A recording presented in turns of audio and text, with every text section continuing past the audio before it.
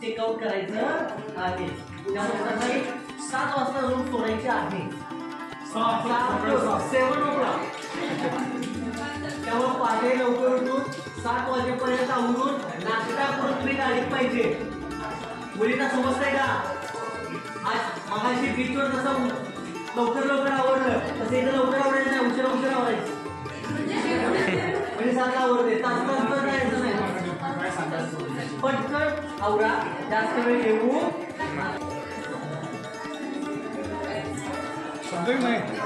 सर्वांना. जेवण आवडलेला, जेवण आवडले का?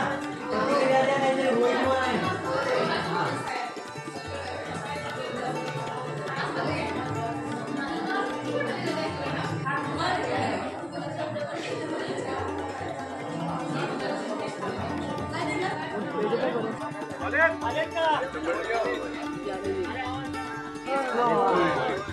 ऐका, आता आपण हा जो किल्ला पाहायला चाललो आहे तो अजून खाजगी वस्तीमध्ये आहे. म्हणजे छत्रपती शिवाजी राजांचे 13वे वंशज आहेत. नाव आहे श्रीमंत छत्रपती उदयनराजे भोसले. सातारला राहतात. त्यांच्या खाजगी मालकीमध्ये प्रॉपर्टी आहे. त्यामुळे तुम्हाला पर्यटनाला इथे कोणत्याही प्रकारचा टॅक्स नाही, गाडीला टॅक्स नाही, फिरणं सगळं फ्रीमध्ये आहे. आणि आम्ही लोक तुला किल्ल्याच्या आतमध्ये 20 कुटुंब राहतो. पूर्वीपासून राहणारे मावळ्यांचे वंशज. आता आमची 13वी पिढी या किल्ल्याच्या आतमध्ये चालू आहे. तर रायगडच्या पूर्वेला महाबळेश्वरच्या पश्चिमेला सह्याद्रीच्या ओठात आणि श्रावणीच्या घाटात एक उंच शिखर आकाशी झेप घेत उभं होतं. एका गरुड नजरेला त्याला हेरलं, तटबंदीचा मुकुट चढवला आणि नाव दिलं किल्ले प्रतापगड. या किल्ले प्रतापवरती मी छत्रपती शिवाजी राजांचा मावळ्यांचा वंशज संदीप गोविंद जाधव आपले सहर्ष स्वागत करतो. उभेच राहून सांगेन गाथा शिवरायांच्या पराक्रमाची, आठवण करून देईन मराठ्यांच्या इतिहासाची. राजांनी खरं किल्ला बांधला कशासाठी? तर राजांची कुलस्वामिनी तुळजाभवानी म्हणजे तुळजापूरला येतं पहा. परंतु विजापूर म्हणजे कर्नाटक बॉर्डर. विजापूर ते तुळजापूर हा जो पूर्ण प्रदेश होता हा पूर्वी आदिलशाहीच्या ताब्यामध्ये असायचा. म्हणजे हे राजांचे शत्रू लोक.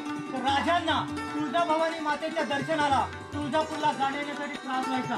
सततच्या लढाया व्हायचे, मावळे मारले जायचे. या भवानी मातेने राजांच्या स्वप्नामध्ये येऊन सांगितलं, जावली प्रांतामध्ये एक ढोरका नावाचा डोंगर आहे, त्या ठिकाणी तुम्हाला स्थापना कर. आता ढोरकाचा अर्थ काय पहा. गाई गुरं असतात ना, ती पूर्वी या डोंगरावरती गवत खाण्यासाठी येत असत. या गाया गुरांना मराठी गांधी लोक आपण ढोरं म्हणतो. हा ढोरका नावाचा डोंगर, या डोंगरावरती राजांनी 1656ला म्हणजे 1656 मध्ये हा फोर्ट बांधायला सुरुवात केली आणि 1658ला कंप्लीट केला. ती ब्लॅक कलरची तटबंदी दिसते आहे. टोटल 5 किलोमीटरची तटबंदी आहे. किल्ल्याचा असलेले 52 एकर बांधलाय फक्त 2 वर्षामध्ये भवानी मातेच्या मंदिरासाठी. परंतु हिस्ट्रीमध्ये फेमस झाला हे अफजल खानला मारल्यानंतर. आता हा अफजल खान विजापूरचा पुरा सोल्जर होता. हाईटने बोलाल तर 7.5 फीट. ताकद एवढी जबरदस्त होती की हत्तीला पण एकटा ढकलत देऊ शकत होता. आणि त्याचं कुटुंब सुद्धा अतिशय छोटं कुटुंब होतं. He had 64 wife and 56 children. आता हा अफजल खान राजांना मारण्यासाठी 40,000ची फौज घेऊन विजापूर निघाला. त्याच्या वाटेमध्ये तुळजापूर, पंढरपूर ही जी हिंदूंची मंदिरं लागतील उद्ध्वस्त करत निघाला. याला माहिती होतं राजे हे थोडे धार्मिक स्वभावाचे व्यक्ती आहेत. समजा जर यांची मंदिरं उद्ध्वस्त केली हे जर त्यांना समजलं तर कोणत्याही किल्ल्यामध्ये लपून बसले असतील तर मोठ्यामध्ये आपले युद्ध करतील. राजांना माहित होतं खुल्या मैदानामध्ये अफजल खानाचा आपला निभावच होणार नाही, कारण त्याची फौज आहे जास्त, ताकद जास्त आहे. म्हणजे सर्व करत हा अफजल खान वाईमध्ये उतरला. तुम्ही लोकांनी येताना वाईचा पाहिला असेल. त्या ठिकाणी आल्यानंतर राजांनी आपल्या वकिलामार्फत एक पत्र पाठवलं. राजांच्या वकिलाचं नाव आहे गोपीनाथ पंत गोकील आणि अफजल खानाच्या वकिलाचं नाव आहे कृष्णाजी डॉक्टर.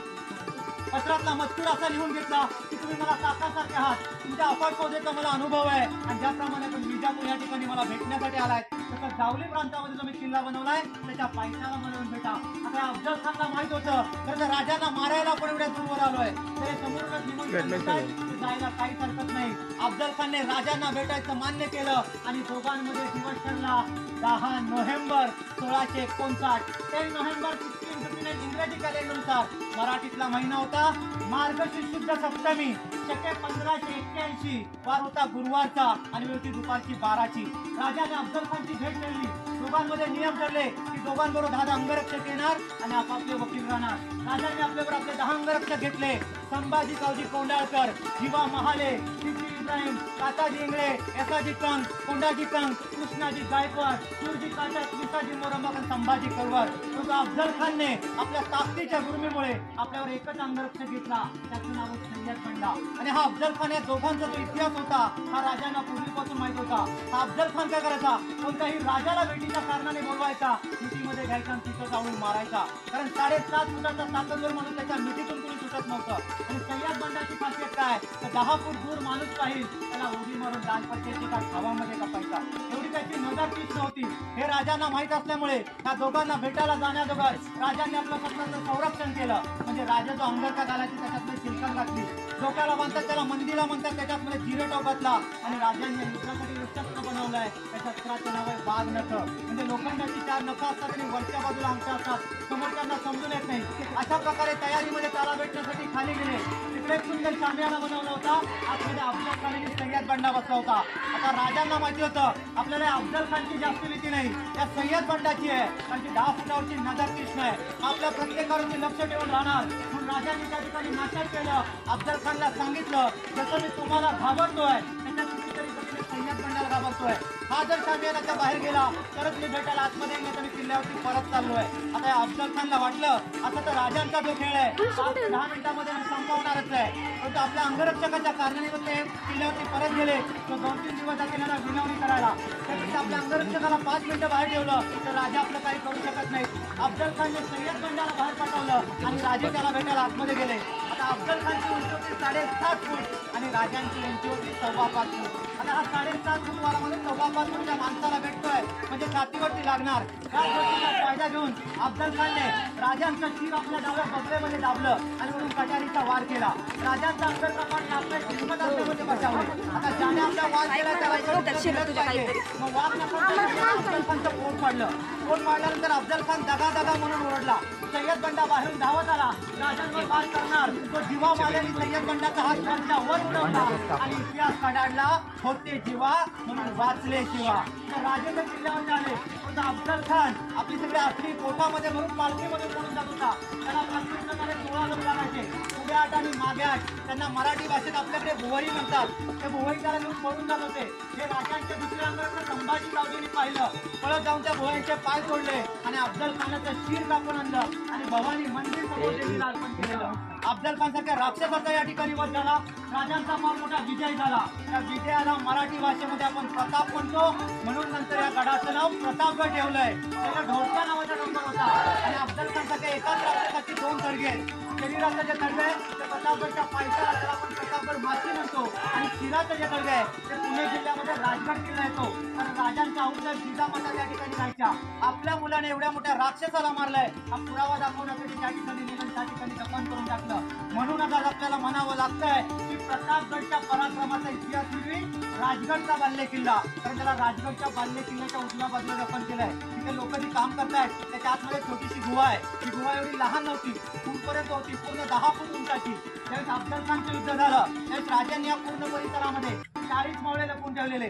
जर राजांशी काही दगाफटका झाला त्या 40 मावळ्यांनी फक्त या किल्ल्याचं संरक्षण करायचं. परंतु 1957ला इंडियाचे फर्स्ट प्राईम मिनिस्टर नेहरू या ठिकाणी आले. ते येण्यासाठी या पायऱ्यांनी रोड बनवला. त्याच्यावर पायऱ्यांचं रोडचं काम हवं त्या हेतूनही गुहा कट केलेली आहे. त्याचं पूर्ण 40 लोक एवढा मोठा परिसर होता. आता दाखवण्यासाठी तेवढीच आहे. आपल्या पाठीमागाच्या 2 गोल भिंती आहेत, त्याच्या आतमध्ये किल्ल्याचा मुख्य प्रवेशद्वार आहे.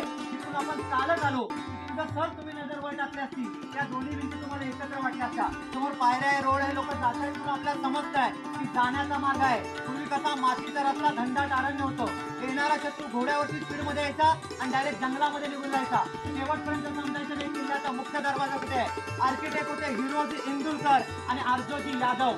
दोन लोकांच्या देखरेखीखाली 2 वर्षामध्ये किल्ला बांधलाय. किल्ल्याला वेढा देणारा वेढा होईल अशा किल्ल्याची रचना आपण वरून पाहणारच आहे. म्हणूनच म्हणतोय की फिक्र न करो ये नादा, ये तो सिवा का आकडा है जिन्होंने अफजल को एक ही दम में उकळाय. चला किल्ल्याच्या मुख्य पूर्वी कसं होतं, सूर्योदयाला बोलायचं, सूर्यास्ताला बंद करायचं. ते रूल्स आजही आपण फॉलो करतो. फक्त सकाळी 6ला उघडतो, रात्री 9ला बंद करतो. दरवाजाची उंची तुम्ही लोकांनी पाहिली तर इथे किल्ल्यापेक्षा मजबूती लहान आहे. कारण शत्रूचा कोणताही माणूस घोड्यावर बसून आतमध्ये जात नाही. आणि तरी किल्ल्याचे दरवाजे तोडण्यासाठी जास्तीत जास्त हत्तीचा वापर केला जातो. हत्तीला पर्वताराचे दरवाजे हलवायचे. पण ही जागा बघा एक तर वळणदार आणि चढणीची आहे. सध्या आपण पायऱ्या बनवल्या तर 95 पायऱ्या संपल्यानंतर आपली अवस्था ही आहे तर हत्तीपर्यंत पोहोचू शकत नाही. आणि या सर्व रचनेला आपल्याला मोठमोठी रचना म्हणतात. म्हणजे गाईच्या तोंडासारखं. गाईचं तोंड तर पुढच्या बाजूला निघून आतमध्ये मोठं जातं. त्याचा समोरचा परिसर हळूच आहे, बाकीचा परिसर मोठा आहे. कारण शत्रूचे 100-150 लोक एकत्र येऊन दरवाजा तोडायचा प्रयत्न करत आहेत. समजा जर 20-25 आले तर त्यांना मारायला भिंतींना होलं ठेवले. एका बाजूने डोक्याचा मारा करा आणि दुसऱ्या बाजूने गरम पाणी किंवा गरम तेल डोक्यावरती टाका. असं वेगवेगळं नियोजन आहे. कारण 300 वर्षापूर्वीचा दरवाजा आहे. सागवानी लाकडापासून बनवलेला. आजही तोच आहे. आपण आतमध्ये गेल्यानंतर डाव्या बाजूला आपल्याला एक मोठी चौक दिसेल. चौकेचा वेळे 680 हे जे वजन 5 किलोमीटर. त्याच्या बाजूला एक काळा 2 दगड दिसेल. ते लाईट वगैरे काही म्हणजे मशाली वापरल्या जायच्या. 350 वर्षापूर्वीचा मशाल अडकवण्याचा स्टँड आहे. आता आपल्या जमान्यामध्ये आपण कॅन्डल करतो लाकडी. 350 वर्षापूर्वीचा दगडी मशाल स्टँड. थोडी रिकाम्या जागा असायच्या त्यांना तिकडी म्हटलं जातं. म्हणजे पहारेकऱ्यांना बसण्याचं ठिकाण. पुणे गावकरी चालवतात ती चावडी आणि पहारेकऱ्यांची निवडी. म्हणूनच म्हणतोय आयुष्य छान आहे थोडं लहान आहे पण छत्रपती शिवरायांच्या मातृभूमीवर जन्माला आलो याचाच आपल्याला आदर आहे. किल्ल्यावरती राहायची 64 किलोमीटर राजधानीचा किल्ला. भवानी मातेच्या दर्शनाला करायची. राजे लोकांना पालखीतून आपल्याला जायचं तर आपण पालखी दरवाजा म्हणतो. इथे एक भुयारी मार्ग सिक्रेट टनल आहे. समजा केव्हा असं झालं शत्रू हा गेट तोडून आतमध्ये आला, आपल्या मावळ्यांची ताकद कमी पडली तर आपल्या मावळ्यांनी या भुयारी मार्गाचा वापर करायचा. ते जास्ती दूर जात नाही, तिथे भिंतीच्या बाहेर निघतात. सरळ भिंतीच्या बाहेर जा, परिसरातील मावळे एकत्र करा आणि किल्ल्यावरती परतवारी करा. शेवटपर्यंत किल्ला सोडून पळून जायचं नाही. तर आपण गणिमी गाव म्हणतो बोरीला वावते. आणि पुन्हा किल्ला बांधण्यासाठी काय मटेरियल यूज करायचे याच्यामध्ये वाळू, तुरा, फूल, उडदाची डाळ, तुरटी, खडीसाखर, कांद्या, शंकरचा तुरा आणि चिका असायचं. हे नदीच्या आकाशांच्या त्याला बळी ओढायचे. त्याला आपल्या भाषेमध्ये आपण धाना म्हणतो. आता इलेक्ट्रिसिटी आले म्हणून आपण ते ग्राइंडर बनवले. पण ही जी वॉल आपल्याला दिसते ती आजही विदाऊट सिमेंटची. पूर्वीच्या पद्धतीने आजही आपण किल्ल्याचं काम चालू ठेवलंय. आणि समोर जो टेहळ्याचा बुरुज दिसतोय त्याला आपण टेहळी बुरुज म्हणजे ऑब्झर्वेशन टॉवर म्हणतो. तरी शत्रूच्या प्रत्येक हालचालीवरती लक्ष ठेवण्यासाठी काही बायनाकुलर दूरबीन नव्हते. ते लोक अशा प्रकारचे बुरुज बनवायचे. आणि इतिहासामध्ये प्रसिद्ध आहे. आपण इतिहासाचं 4थीचं पुस्तक आजही पाहिलं तरी फ्रंट पेजला नेहमी हे चित्र असतं. प्रतापगड म्हटलं तर लोकांच्या नजरेसमोर हा मेन भाग येतो. आणि आपल्यासमोर जो भुरकट झालेला डोंगर दिसतोय हे महाबळेश्वर आहे. समुद्र सपाटीपासून महाबळेश्वरची उंची 4500 फूट आणि प्रतापगड 3.5. 1000 फूट महाबळेश्वर उंच आहे. तुम्ही लोकांनी काही पॉईंट पाहिले असेल किंवा जाल आर्थर सीट लॉर्डविक हे सर्व ब्रिटिशांनी वसवलेलं. पुन्हा इथे ओल्ड महाबळेश्वर इथे महादेवांचं मंदिरही 5 नद्यांचा उगमस्थान. पंचगंगा पूर्वी तीर्थक्षेत्र होतं. इंग्रज आल्यानंतर पर्यटन झालंय. आणि खाली जो आपल्याला पूर्ण जंगली परिसर दिसतोय हा इतिहासातील महत्वपूर्ण ठिकाण म्हणजे जावलीचं खोरं आहे. त्याला विजापूरचा बाल्य किल्ला म्हणतात. त्या जावली भागामध्ये महत्वाचे किल्ले येतात. प्रतापगड, मधुमकरनगड, कमळगड, रसाळगड, रायगड हा शेकडो एकर जमिनीचा परिसर या जावलीच्या राजाच्या ताब्यामध्ये असायचा. त्या जावलीमध्ये इतकं घनदाट अरण्य होतं की हत्ती हरवला तर सापडायचं नाही. सूर्याची किरण इथं पडत नव्हती पण इथं राज्य करणाऱ्यांना मात दिली नव्हती. इथं राज्य कोण करायचं तर मोरे लोक. त्या मोरे लोकांना विजापूरवाल्यांनी किताब दिलाय. त्या किताबाचं नाव आहे चंदरराव. म्हणजे जावलीच्या प्रत्येक मोरांना चंदरराव मोरे म्हणतात. जावलीचे त्यावेळेचे राजे यशवंतराव मोरे वय वर्ष 50 आणि राजाने अफजल खानला मारलं ते राजांचं वय वर्ष फक्त 29. राजाने यशवंतराव मोरेंना पत्र लिहून सांगितलं तुम्ही मला मराठे हाच मी मराठा आहे. तुम्ही जर स्वराज्यात आलात तर स्वराज्याची ताकद वाढेल आणि जावली स्वराज्यात आलात तर स्वराज्य भक्कम होईल. पण यशवंतराव मोऱ्यांना मात पूर्वी होती. त्यांनी राजांना प्रत्युत्तर करून सांगितलं, तू एक लहान मुलगा आहेस, तू हाती रुमाल माझ्याकडे चाकरीला आहे. राजांना हे त्याचं म्हणणं पटलं नाही. 15 जानेवारी 1656 राजांनी प्रथम या जावलीवरती स्वारी केली. चंद्रराव मोऱ्यांना पराभूत केलं. हा प्रदेश आपल्या ताब्यामध्ये घेतला आणि नंतर हा किल्ला बांधला. इतिहासामध्ये पूर्वी किल्ला नव्हता. हे जावलीचं खोरं म्हणून प्रसिद्ध होतं. म्हणजे चंद्रराव मोऱ्यांचा भाऊ होता प्रतापराव मोरे, म्हणून रायरीला म्हणजे रायगडला गेला. राजांनी त्याचा पाठलाग केला, त्याला पकडून आणलं. त्याने जीवदान मागितलं म्हणून राजांनी दिलं. पण ह्याच प्रतापराव मोरेनं अफजल खान बेटीच्या विजापूरवाल्यांना मदत केली. जावलीच्या प्रत्येक मोरांना आजही सरदार मोरे म्हणतात. की ही मोऱ्यांची जावली. म्हणूनच म्हणतोय, मोरे तुम्ही असे कसे झाला यवनांचे भक्त आणि मराठ्यांच्या तलवारीला लावलं मराठ्यांचं रक्त. असे 4 तलाव 4 कोपऱ्यांमध्ये हा रस्त्यालगत आहे म्हणून आपल्याला पाहायला मिळतोय. बाकी 3 जंगलामध्ये. पण याचे राजांना त्यावेळी 2 बेनिफिट झाले. आता ही किल्ल्याची तटबंदी बांधण्यासाठी जो दगड वापरला आपण बाहेरून आणला नाही. बाहेरून आणला असता तर 2 वर्षामध्ये किल्ला पूर्ण नसता झाला. त्यामुळे जे ब्लॅक कलरचे रॉक्स दिसत आहेत हे पूर्वी फ्रंट साईडला असायचे. हे ह्या ठिकाणी मोडून काढले, तिथून दगड काढला. ज्या ठिकाणाहून दगड काढला त्या ठिकाणी मोठमोठे खड्डे झाले. त्याच्यामध्ये पाण्याचा साठा झाला. म्हणजे राजांना 2 फायदे. पहिला तर किल्ल्याची तटबंदी बांधण्यासाठी दगड आणि दुसरं वापरण्यासाठी पाणी. आज जे आपण म्हणतोय की रेन वॉटर हार्वेस्टिंग स्कीम आपली आहे, ती 350 वर्षापूर्वी त्या लोकांनी बनवून ठेवली आहे. आणि ज्या पर्वत रांगांमध्ये आपण उभे आहोत हे जगामध्ये फेमस असलेले पर्वत, याला आपण सह्याद्रीच्या पर्वतमाला पश्चिम घाट म्हणतो.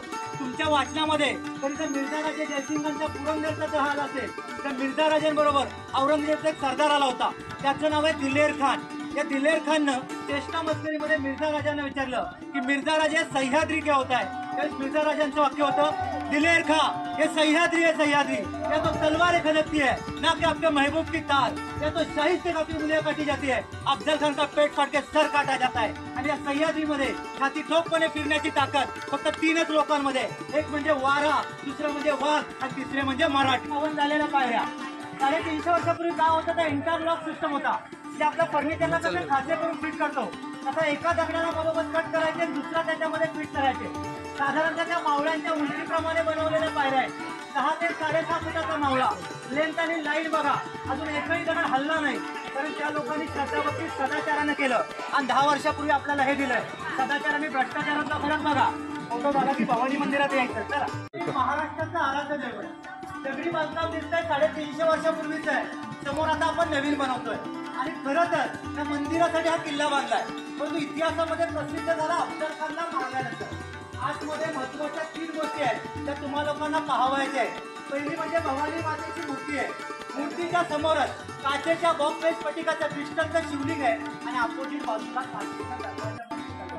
आता या भवानी मातेच्या मूर्तीला जो दगड वापरला हा नेपाळच्या कालीगंडकी नावाच्या नदीतून आणलाय. हा दगड कशाचा आहे? सोनार लोकांकडे सोन्याची टेस्ट करण्यासाठी वाटीमध्ये जो काळा दगड असतो त्याला शालिग्राम म्हणतात. शालिग्राम दगडापासून भवानी मातेची मूर्ती बनवण्यात आलेली आहे. हा दगड नेपाळवरून राजगड किल्ला पुणे जिल्ह्यामध्ये मागवण्यात आला आणि त्यावेळेस ते मूर्तीकार होते अंबाजीनाईक पानसरे. त्याने अष्टभुजा म्हणजे 8 हात असलेली मूर्ती घडवली आहे. आणि 1661 मूर्तीची स्थापना अफजल खान वधानंतर 2 वर्षांनी आपण आतमध्ये जाऊन पाहणार. 360 वर्षापूर्वीची मूर्ती कशी दिसते. मूर्तीच्या समोरच काचेच्या बॉक्समध्ये स्फटिकाचं शिवलिंग आहे. राजे आपल्या सतत सोबत बाळगणारे शिवलिंग पाहण्याचा आणि आतमध्ये जी तलवार आहे ते स्वराज्याचे 4थे सेनापती होते. नाव आहे हंसाजी मोहिते. पहिले सेनापती मानकोजी दसतोंडे, दुसरे नेताजी पालकर, तिसरे प्रतापराव गुजर आणि 4थे हंसाजी मोहिते म्हणजे सोयराबाईंचे भाऊ, राजारामांचे मामा, राजांची मेवणे यांची ती तलवार.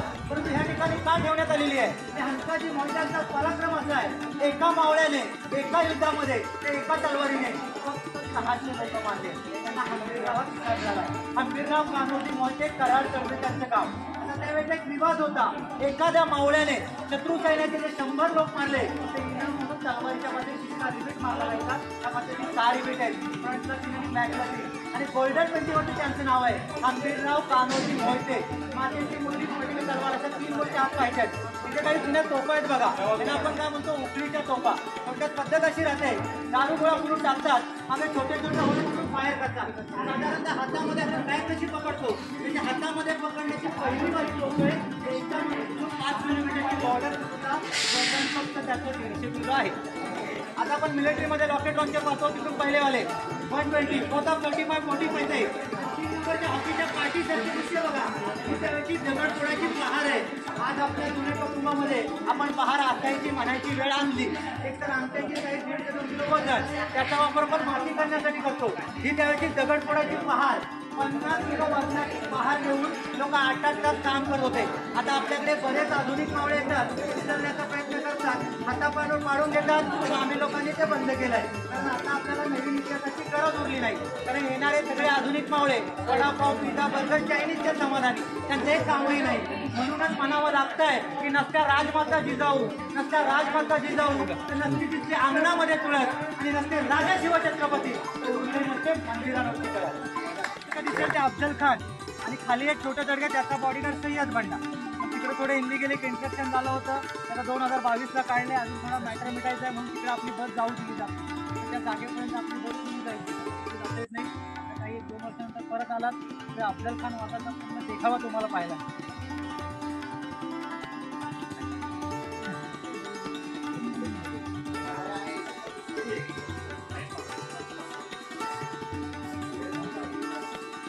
चला तुम्ही आतमध्ये माहिती त्याला शूज घाला तिथे वेळ घालवायचा नाही शूज घालायला.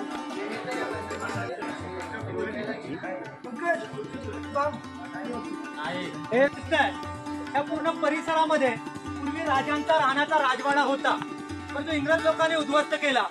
तर राजवाड्याची काहीतरी आठवण असेल म्हणून महाराष्ट्र सरकारने या ठिकाणी स्मारक बसवलं. आपण पूर्ण उंची पाहिली, चौथऱ्यापासून तलवारीच्या टोकापर्यंत 36 फूट उंचाचं स्मारक आहे आणि घोडीच्या पायापासून तलवारीच्या टोकापर्यंत 16 फूट उंची आहे. हे वेगवेगळ्या 16 भागांमध्ये आणलं आणि असेंबल करून इथं बसवलं. कारण पंचधातूपासून बनवलेलं 4500 किलोचं स्मारक आहे, 4.5 टन. हे बनवलं RP कामत, रामचंद्र पांडुरंग कामत मुंबईमध्ये आणि 30 नोव्हेंबर 1957ला नेहरूंच्या हस्ते त्याचं उद्घाटन आहे.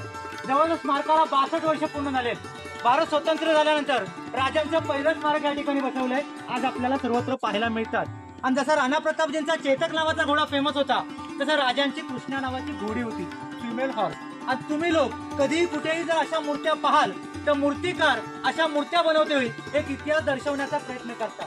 म्हणजे काय तर घोड्यावर जे पण कोणी राजे बसले असतील त्यांचा मृत्यू कसा झाला असेल हे घोड्याच्या पुढच्या पायाच्या पोझिशनवरून दर्शवले जाते.